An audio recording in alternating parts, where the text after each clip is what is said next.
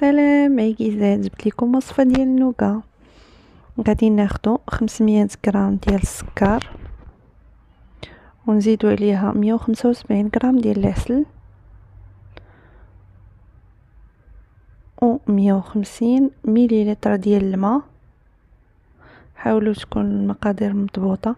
2 بياض البيض نديروهم في الطراب ولا في العجانه، ونديروا الخليط ديالنا يغلى فوق البوطه. نحاولوا نديروا ميزان الحراره، نخليوه يغلى حتى يوصل لدرجه حراره 143 درجه. من بعد كنطربوا البيض ديالنا، نطربوه مزيان. البيض يكون بدرجه حراره المطبخ، ونزيدوا عليه داك الخليط بشويه بشويه حتى يطلع لينا مزيان. نزيدوا عليه معلقه ديال الفاني